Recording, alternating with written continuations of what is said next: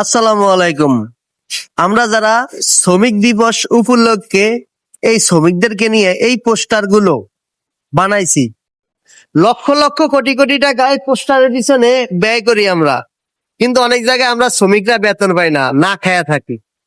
ভাই, পোস্টারের পিছনে আমরা মানুষ যে টাকা ব্যয় করি, এই টাকা দিয়া আমাদের দেশে অসহায় গরিব দরিদ্র যারা আছে, যারা দুমুঠো খাইতে কষ্ট হয়, তারা যদি এই পোস্টারের টাকাগুলো পায়, পোস্টারের পিছনে আমরা যেই টাকা ব্যয় করি এই টাকাগুলো তাদেরকে দেওয়া হয়, বা হসপিটালে যারা চিকিৎসাবিহীন মারা যায় তাদের পিছনে ব্যয় হয়, কত উপকারে আসবে। যেমন পোস্টারটা লাগায় কি লাভ ভাই? এই পোস্টারটা লাগানোর মাধ্যমে আপনাকে মানুষ চিনবে, আপনাকে মানুষ জানবে এরকম না।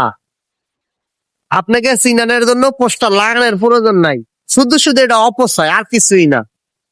আসুন আমরা অপচয় না কইরা এই টাকাটাকে ভালো কাজে লাগাই, যাতে আমাদের এই দুনিয়াতে না হয় পরকালে আমাদের কাজে আসে।